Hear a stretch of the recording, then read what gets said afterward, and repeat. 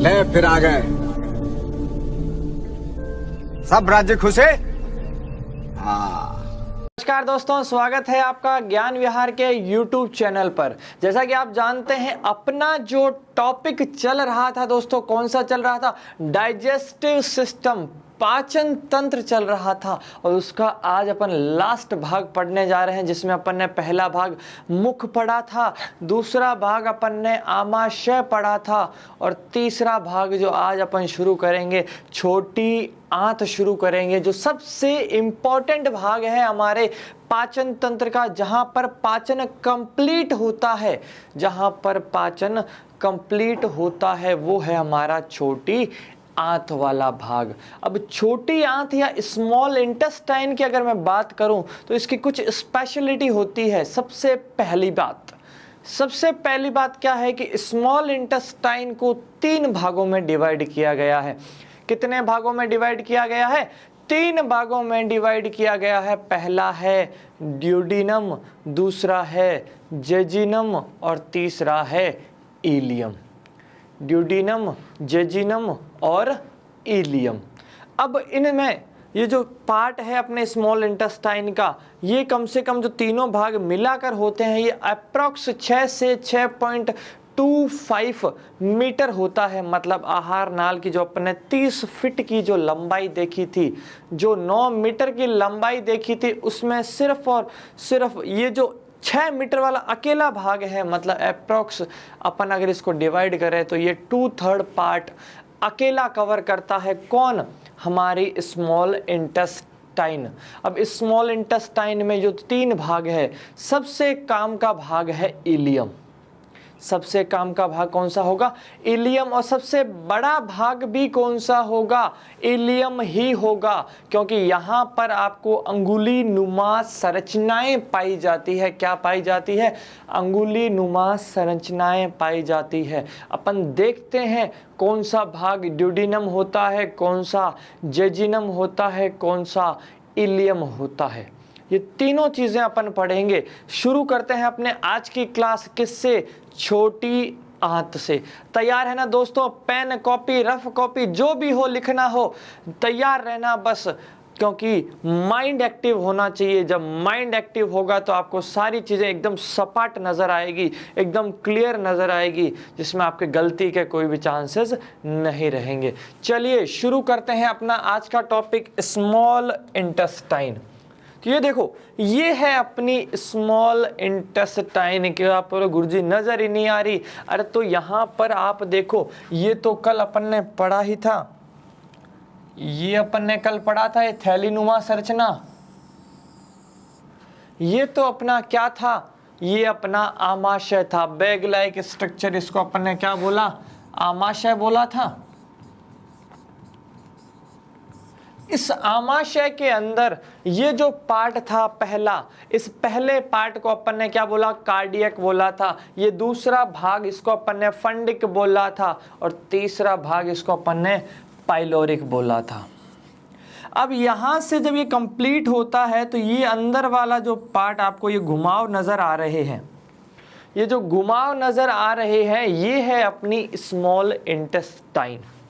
तो जो हमारी छोटी आंत है,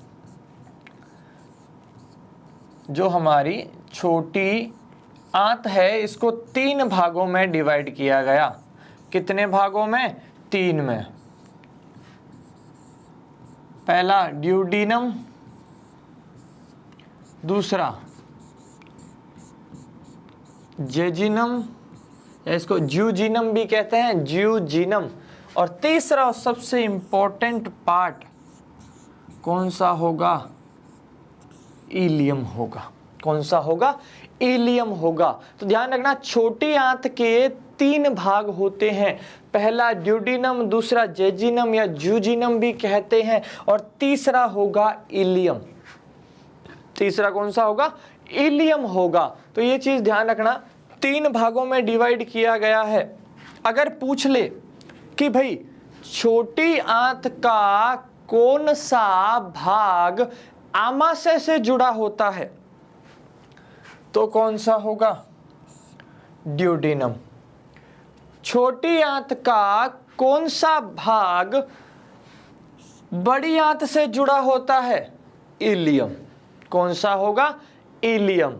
और तीसरा और इंपॉर्टेंट क्वेश्चन ध्यान रखना, उसने पूछ लिया कि छोटी आंत में भी किस भाग में कोई पाचन नहीं होता है, सिर्फ वो एक कनेक्शन की तरह, कनेक्टिंग लिंक की तरह काम करता है, तो वो हमारा हो जाएगा कौन? अरे कौन? तो वो हमारे हो जाएगा कौन सा? जेजिनम। क्योंकि जेजिनम पार्ट में कोई भी पाचन नहीं होता है, वो सिर्फ क्या करेगा? ड्यूडिनम से खाने को लेगा और उसको पहुंचाएगा इलियम तक। कहां तक पहुंचाएगा? इलियम तक पहुंचाएगा। इसको अपन बोलते हैं ये छोटी आंत। और इसकी लंबाई कितनी होगी? छोटी आंत की लंबाई कितनी हो जाएगी? 6 से 6.25 मीटर अप्रॉक्स, लगभग कितनी हो जाती है? 6 से 6.25 मीटर। ये जो आपको बाहर वाला घुमावदार पार्ट नजर आ रहा है, ये तो अपने बड़ी आंत है। ये जो पार्ट आपको नजर आ रहा है, ये अपने बड़ी आंत है। इसके बीच में जो नजर आ रहा है, ये घुमावदार नजर आ रहा है ना, ये है आपकी छोटी आंत। कौन सी है? छोटी आंत है। समझ आ जाएगा। तो ये हमारा आमाशय, आमाशय से जुड़ा पहला भाग ड्यूडिनम, ड्यूडिनम से आगे जुड़ा जेजिनम, और जेजिनम से आगे जुड़ा इलियम। क्या जुड़ा? इलियम। लंबाई कितनी हो गई? 6 से 6.25 मीटर। 6 से 6.25 मीटर हो गई किसकी लंबाई? अरे छोटी आंत की लंबाई। अब सबसे स्पेशल क्वेश्चन, क्या सबसे स्पेशल क्वेश्चन पूछ रहा हूं, ध्यान से सुनना और देखना भी कि छोटी आंत से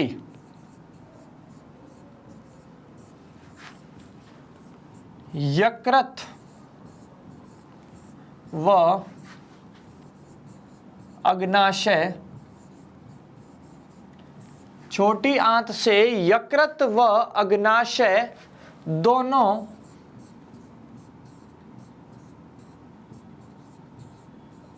जुड़े होते हैं।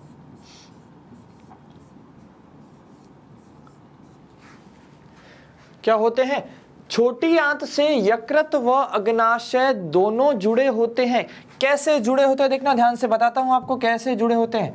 ये जो हमारा, अगर मैं बनाता हूं, ये हमारा आमाशय था, ठीक है। यहां पर अगर अपन बात करें तो ये अपना यकृत, इसके पीछे की तरफ अगर मैं बनाऊं तो ये अपना गोल ब्लेडर, यहां से एक डक्ट आ रही थी,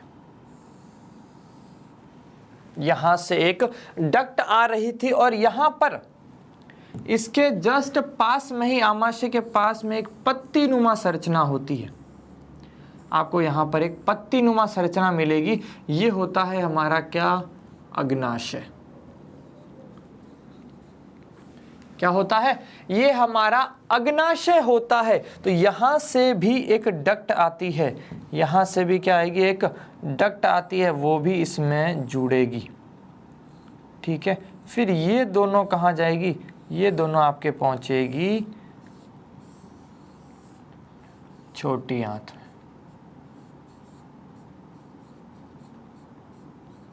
कहां पहुंचेगी आपके दोनों? छोटी आंत में पहुंचेगी। इस डक्ट का नाम अपन ने लिखा था, शायद आपको याद हो, हिपैटिक। ये कौन सी डक्ट थी? हिपैटिक डक्ट थी। हिपैटोलॉजी बोलते हैं किसको? यकृत के अध्ययन को हिपैटोलॉजी कहते हैं। तो ये डक्ट कौन सी अपनी? हिपैटिक डक्ट हो गई। अगर मैं इस डक्ट की बात करूं, अगर मैं इस डक्ट को बोलूं, तो ये डक्ट आपकी कौन सी हो जाएगी?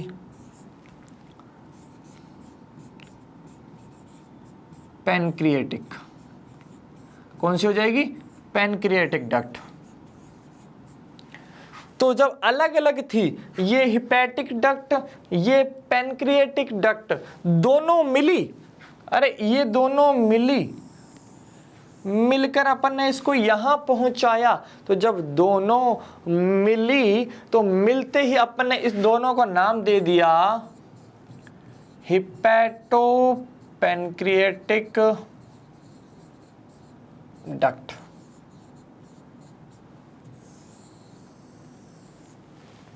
दोनों को क्या नाम दे दिया?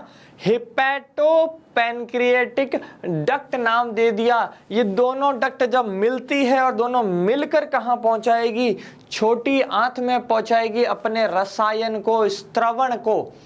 तो अपन इसको बोलेंगे हिपैटो पैनक्रिएटिक डक्ट, क्योंकि अग्नाशय का इंग्लिश में नाम पैनक्रियाज होता है, तो वहीं से जो डक्ट निकलेगी तो उसका नाम क्या होगा? पैनक्रिएटिक डक्ट हो गया। क्या नाम हो गया उसका? पैनक्रिएटिक डक्ट हो गया। ये चीजें हैं अपने किस में? छोटी आंत के अंदर। तो ये जो वर्ड लिखा था, पहली लाइन अपन ने लिखी थी क्या? कि छोटी आंत से यकृत व अग्नाशय दोनों जुड़े होते हैं। तो किस तरह जुड़े होते हैं आपको नजर आ जाएगा, आराम से इसको देख लीजिए एक बार आप। ये सारी चीजें, अब क्या होगा? पाचन छोटी आंत में ही क्यों होता है? ये क्वेश्चन अपना दिमाग में आना चाहिए। भाई दूसरे भी तो भाग थे, खाना पेट में ही पचा लो, छोटी आंत को क्यों तकलीफ दे रहे हो? तो ध्यान रखना, छोटी आंत में अलग अलग स्त्रवण पहुंचते हैं, अलग अलग स्त्रवण पहुंचते हैं। इस वजह से क्या होता है, यहाँ पर ये चीजें पाई जाती है। अब देखते हैं, तो ये सारी चीजें आपके हो गई किसमें? छोटी आंत के भाग में। अब इसी के अंदर अपन अग्नाशय की बात करेंगे, क्योंकि अग्नाशय से अग्नाशयिक रस स्त्रावित होंगे। अग्नाशयिक रस, अब ध्यान से देखना, अग्नाशय जो हमारा अग्नाशय है, इसी के अंदर अग्नाशय एक प्रकार की कैसी ग्रंथि है? मिश्रित। अरे कैसी ग्रंथि है वो? मिश्रित है। मिश्रित का मतलब है ये आपके एंजाइम भी स्त्रावित करेगी,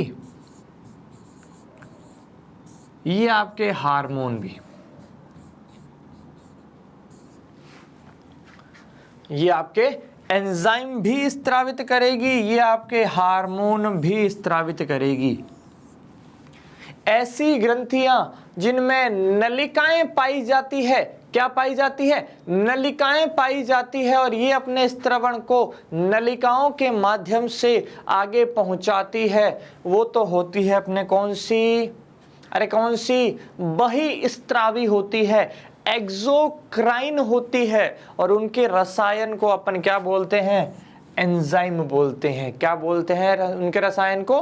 एंजाइम कहते हैं। और दूसरा, जिनमें नलिकाएं नहीं पाई जाती, नलिकाएं नहीं पाई जाती है, डक्टलेस ग्लैंड होती है, ये अपने रसायन को सीधे रक्त में मिलाएगी। किस में मिलाएगी? रक्त में मिलाएगी। तो रक्त में अगर डायरेक्ट मिलाया है तो क्या होगा? जैसे ही डायरेक्ट मिलाएगा तो उस रसायन को अपन ने क्या बोला? हार्मोन। और उन ग्रंथियों को अपन ने क्या बोला? अंतःस्त्रावी ग्रंथि, एंडोक्राइन ग्लैंड्स। अपन पढ़ेंगे, ये पूरा सिस्टम है एक एंडोक्राइन सिस्टम, जिसमें अपन बहुत सारे हार्मोन्स पढ़ेंगे। तो उसमें भी नाम आएगा किसका? आपका अग्नाशय का। किसका नाम आएगा? उसमें भी अग्नाशय का नाम आएगा। तो अग्नाशय एक प्रकार की कैसी ग्रंथि है? ध्यान रखना, मिश्रित ग्रंथि है।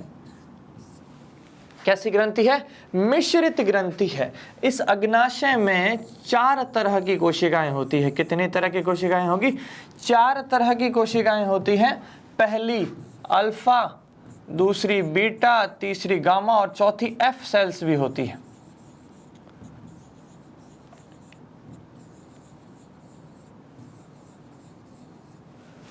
चार तरह की सेल्स होती है, अल्फा, बीटा, गामा और एफ सेल्स। जो ये 3 सेल्स हैं, ये तो आपके क्या स्त्रावित करेगी? हार्मोन। क्या स्त्रावित करेगी? हार्मोन। और ये आपके स्त्रावित करेंगे अग्नाशयिक रस।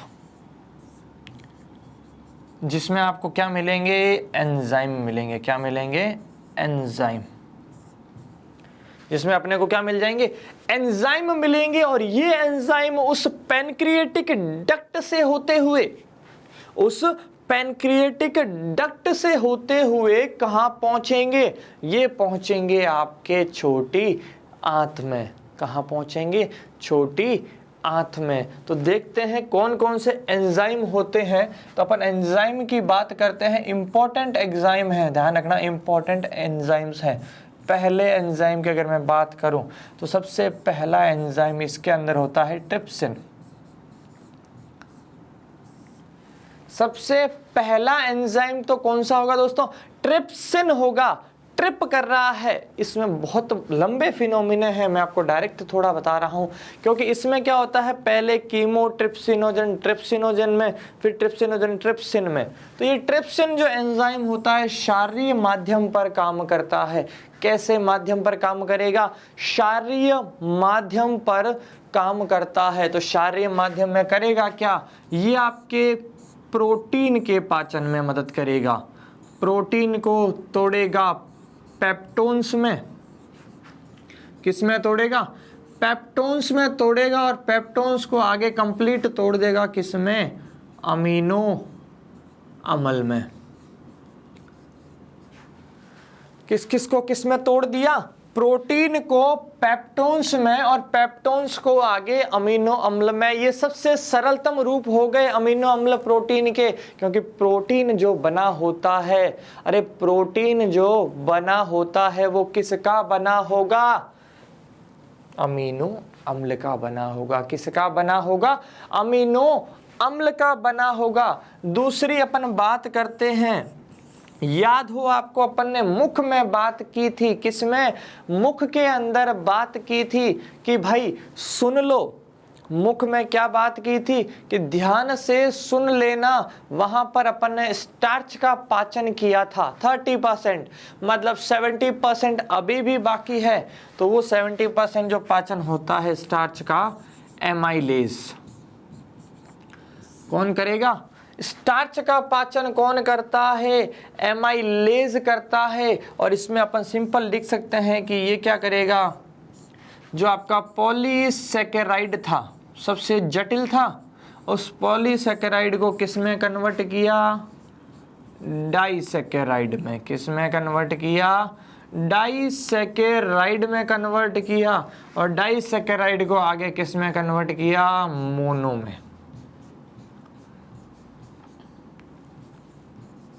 किस में कन्वर्ट किया, मोनोसैकेराइड में।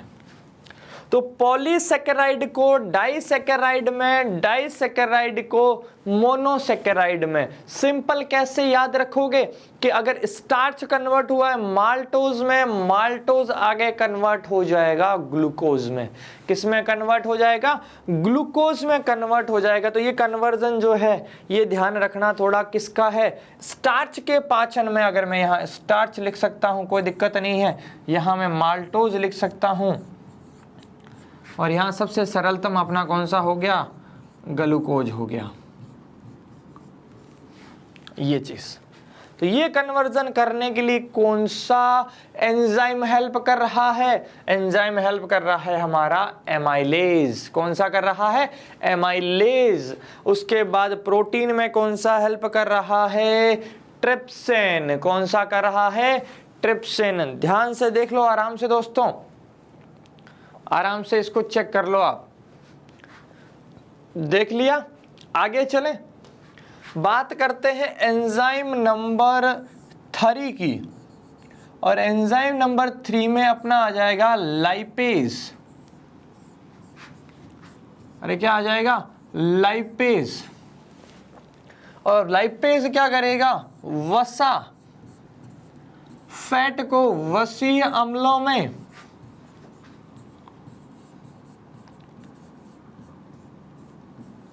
वसा को वसीय अम्लों में आसानी से तोड़ देगा। तो ध्यान रखना, प्रोटीन का पाचन हमने कर लिया, प्रोटीन का पाचन कर लिया, ट्रिप्सिन ने किया। स्टार्च का पाचन हमने कर लिया, किसने किया? एमाइलेज ने। वसा का पाचन कर दिया लाइपेज ने। तो क्या तीनों का पाचन हो गया? और अपन ने पढ़ा था कि भोजन में इंपॉर्टेंट 3 पोषक तत्व पढ़े थे जिनका पाचन जरूरी है, डाइजेशन जरूरी है। तो ये डाइजेशन करने वाले 3 हो गए, याद रह जाएगा ना। चलिए आगे देखते हैं अपन। ये 3 तो इसमें पाचन रस में आ गए, इसने डाइजेशन शुरू किया। अब मैंने आपको बताया कि भाई छोटी आंत का सबसे बड़ा भाग क्या होता है? इलियम। कौन सा भाग था? पहला कौन सा था? अरे कौन सा था? ड्यूडीनम। अरे कौन सा था? ड्यूडीनम। ड्यूडीनम क्या होता है? छोटा भाग होता है। पाचन, सिंपल पाचन होगा ये चीजों का। सबसे पहला भाग, ठीक है। दूसरा कौन सा था? जेजिनम या ज्यूजिनम भी बोल सकते हैं। तो ज्यूजिनम या जेजिनम, इसमें कोई पाचन नहीं होता। इसमें कोई भी पाचन नहीं होता। किस भाग में? ज्यूजिनम में या जेजिनम में। ये सिर्फ कनेक्ट करता है ड्यूडीनम को इलियम से, ड्यूडीनम को इलियम से। और तीसरा और इंपॉर्टेंट भाग कौन सा हो गया? इलियम। क्या हो जाएगा? सर्वाधिक पाचन।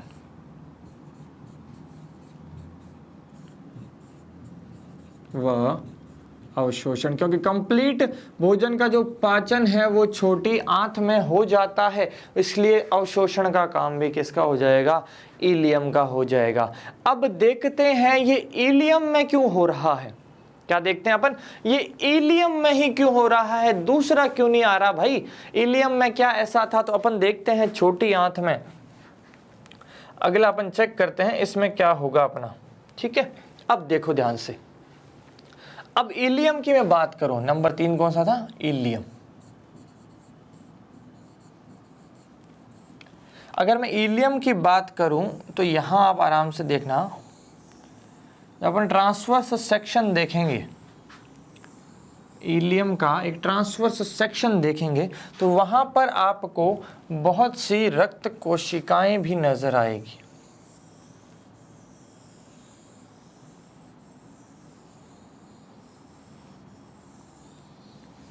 ये शुद्ध और अशुद्ध रक्त के हिसाब से बता रहा हूं मैं आपको।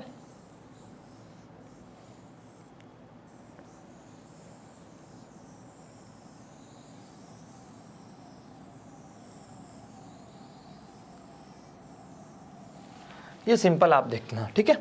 तो ये फिंगर लाइक जो स्ट्रक्चर आपको दिख रही है, ये अंगुली नुमा जो संरचनाएं आपको दिख रही है, ये बीच में तो रक्त वाहिनियां हैं। क्या है ये? रक्त वाहिनियां हैं। और ये जो फिंगर लाइक प्रोजेक्शन है, अंगुली नुमा संरचना है, इसको रसांकुर कहते हैं, विलाई कहते हैं। अरे क्या बोलेंगे इनको? विलाई कहेंगे। क्या नाम हो जाएगा इनका? विलाई नाम हो जाएगा। विलाई क्या करती है? अरे क्या करती है? ये क्या करेगी? भोजन के अवशोषण के लिए सतह को बढ़ाती है। तो इसका काम क्या हो जाएगा? सतह को बढ़ाना। किसके लिए? अवशोषण के लिए। किसके लिए? अवशोषण के लिए। तो सतह को बढ़ाना किसके लिए? भोजन के अवशोषण के लिए सतह को बढ़ाने का काम किसका होता है? विलाई का होता है। और ये कैसी संरचना होती है? अंगुली नुमा संरचना होती है। ध्यान रखना, कैसी संरचना होगी ये? अंगुली नुमा। ये क्वेश्चन भी आ जाता है कि छोटी आंत में अंगुली नुमा संरचनाएं जो पाई जाती है उसका नाम क्या होगा? तो उसका नाम होगा, अपने रसांकुर भी हो सकता है, विलाई भी हो सकता है। ये इसके अंदर ब्लड की सप्लाईज हैं, ये जो देख रहे हो आप, ये ब्लड की सप्लाई है रेड कलर और ब्लू कलर में। ये शुद्ध अशुद्ध के हिसाब से मैंने अलग अलग कलर दिया है। तो ये ब्लड की सप्लाई है। अगर आप इसका ट्रांसवर्स सेक्शन देखोगे तो आपको बहुत ज़्यादा ऐसे छोटे छोटे नजर आएंगे। ठीक है, तो ये है किसका स्ट्रक्चर, अपना विलाई का स्ट्रक्चर है। तो ये क्या करेगा, भोजन के अवशोषण के लिए सतह को बढ़ाता जाएगा। क्या करता जाएगा, सतह को बढ़ाता जाएगा। अब बात आती है आगे। यहां तक समझ में आ गया? ये आप देख लो आराम से, स्क्रीनशॉट वगैरह जो लेना है आप ले सकते हैं आराम से। तो ध्यान रखना, अंगुली नुमा संरचना का नाम हो जाएगा विलाई। क्या हो जाएगा, विलाई हो जाएगा। अब अपना लास्ट पार्ट आता है। अब अपना लास्ट पार्ट आएगा, कौन सा, लास्ट पार्ट आ जाएगा हमारा बड़ी आंत। कौन सा आ जाएगा, बड़ी आंत आ जाएगा। अब बड़ी आंत की बात करते हैं।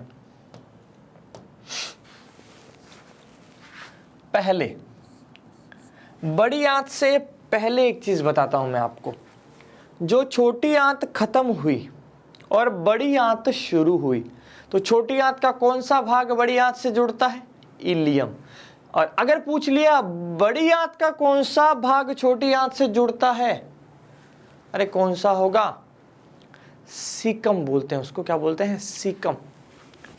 देखिए, तो अपन जो बड़ी आंत पढ़ते हैं, कौन सी आंत, बड़ी आंत जो पढ़ते हैं, बड़ी आंत के 3 भाग होते हैं। अरे कितने होंगे, 3 भाग होते हैं।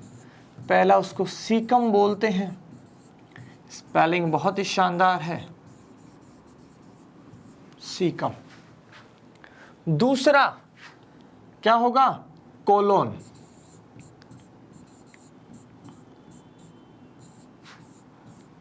दूसरा कौन सा हो जाएगा, कोलोन। और तीसरा हो जाएगा रेक्टम। तीसरा भाग क्या हो जाएगा, रेक्टम। तो बड़ी आंत के 3 भाग हो गए, पहला सीकम, दूसरा कोलोन, तीसरा रेक्टम। अब पूछे आपको कि सबसे बड़ा भाग कौन सा होगा, तो सबसे बड़ा बड़ी आंत का भाग कौन सा होगा, कोलोन।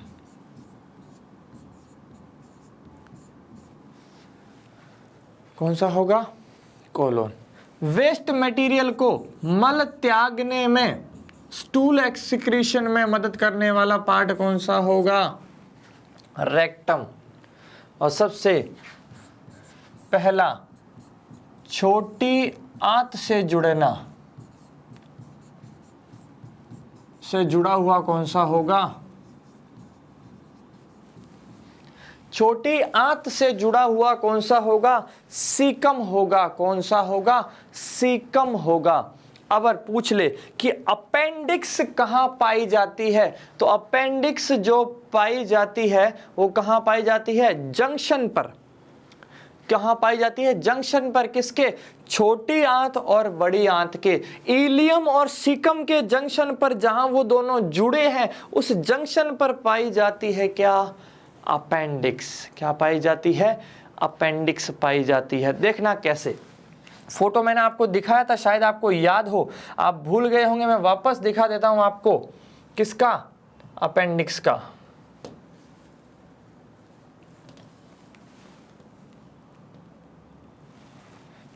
ये देखिए, ये जो भाग है,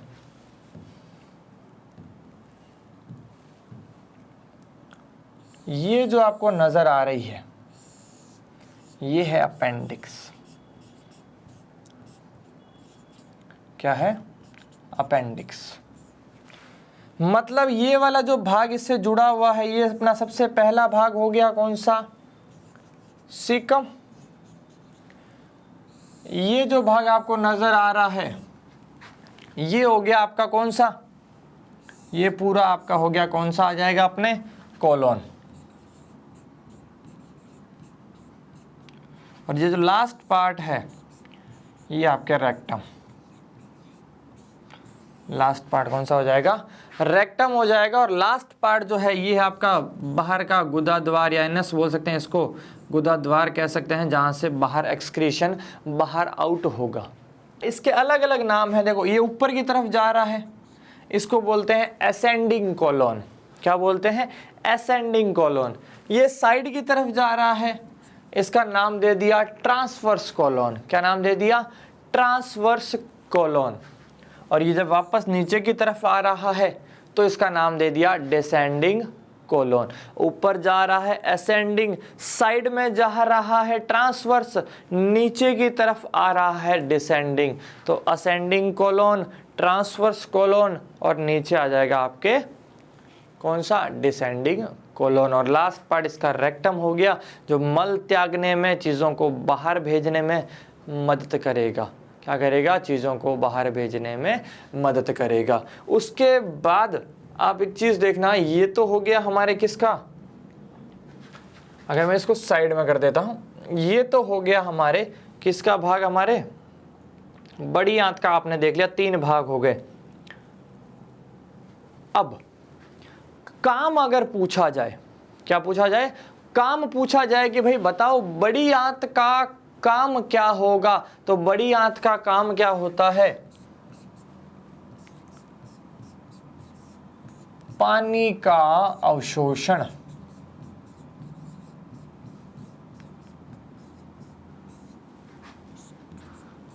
और ये चीज ध्यान रखना, भोजन का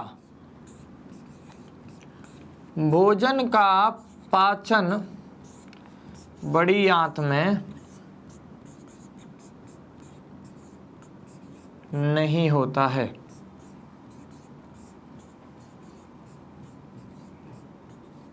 भोजन का पाचन बड़ी आंत में नहीं होता है। पाचन कहाँ कंप्लीट हो चुका था? छोटी आंत में। कहाँ कंप्लीट हो चुका था? छोटी आंत में कंप्लीट हो चुका था। बड़ी आंत में सिर्फ क्या होता है? पानी का अवशोषण होता है। इस चीज को आप ध्यान रखना, याद रह जाएगा। ये था हमारा क्या? बड़ी आंत। अब सर आप पूछो कि नाम नहीं पूछा बच्चों आपने कि ये छोटी आंत ही क्यों पड़ा, बड़ी आंत क्यों नहीं? बड़ी आंत तो छोटी नजर आ रही है क्योंकि इसकी लंबाई तो 2 मीटर होती है, 2-2.5 मीटर ही होती है, जबकि छोटी आंत 6 मीटर लंबी है। तो डायमीटर के हिसाब से है कि जहाँ अपने को ये फोटो देखो, ये छोटी आंत अंदर देखो बहुत पतली सी नजर आ रही है, छोटी सी, और ये देखो डायमीटर इसका बहुत बड़ा है। तो डायमीटर के हिसाब से बड़ी बड़ी है और छोटी छोटी है। लेंथ के हिसाब से नहीं दी, अगर लेंथ के हिसाब से होती तो नाम चेंज हो जाता, दिक्कतें और बढ़ जाती। लेकिन अपन सब दिक्कतों को पार करते चलेंगे, एक भी क्वेश्चन गलत नहीं होना चाहिए, ऐसा कंसेप्ट बनाना है। ठीक है दोस्तों, तो ये था अपना एक छोटा सा पार्ट, कौन सा? बड़ी आंत, ये चीजें। अब अपना सबसे इंपॉर्टेंट आता है क्या? क्वेश्चन। इसमें जो अच्छे अच्छे क्वेश्चन बनते हैं, इसमें जो अच्छे अच्छे क्वेश्चन बनते हैं वो मैं आपको बता रहा हूं कैसे बनते हैं। सबसे पहली चीज, आपको 3 टर्म मिलेगी। अच्छे एग्जाम्स में अच्छा क्वेश्चन पूछने का एक ही तरीका है, वो 3 टर्म्स। एक मैंने आपको बताई थी, शायद आपको याद हो, बोलस। पहली टर्म का नाम क्या था? बोलस। दूसरा काइम, और तीसरा काइल।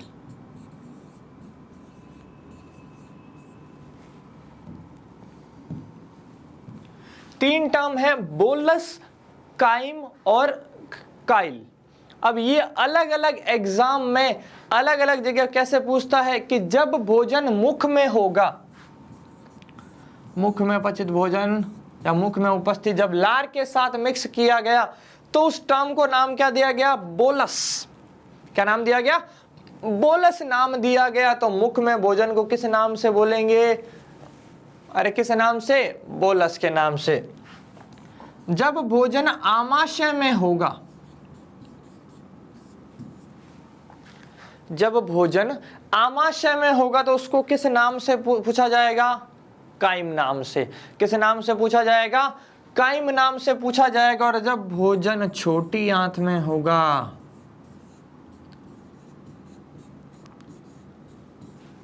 तो उसको किस नाम से जाना जाएगा? काइल नाम से। अब कुछ बच्चे पूछ रहे हैं या पूछ ले, आपके दिमाग में क्वेश्चन आ जाए कि सर बड़ी आंत में क्या बोलेंगे? अरे तो भाई बड़ी आंत में तो भोजन है ही नहीं।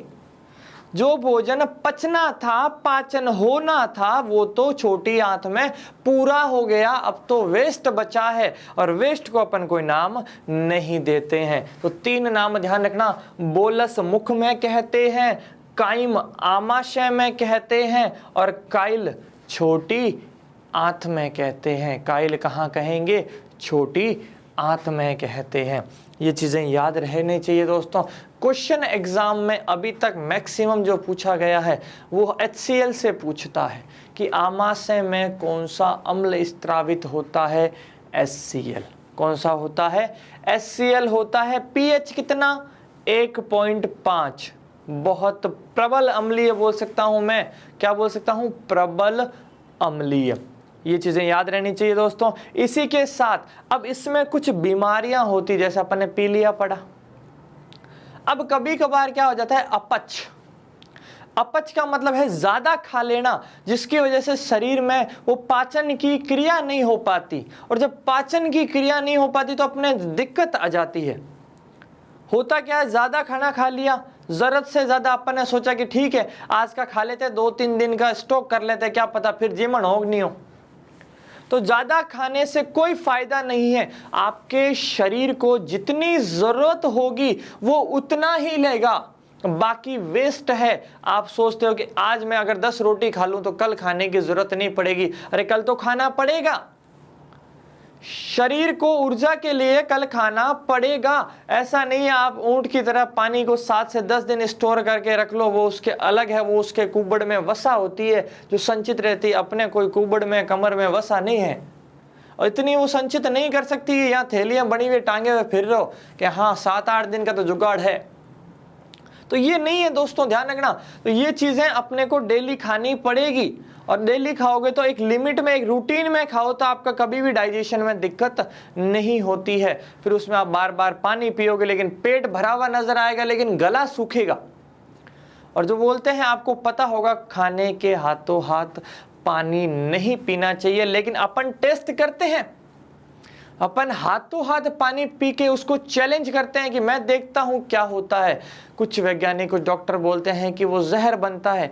जहर नहीं बनता दोस्तों। वो चीज़ होती क्या है, वो चीज़ आप देखना। उस चीज़ में क्या होता है, वो एंजाइम की क्रियाशीलता को कम कर देता है। क्योंकि जैसे ही आपने खाना खाया, एंजाइम अपना काम शुरू करने वाले ही होते हैं कि तब तक आपने पानी डाल दिया, मतलब पानी फेर दिया।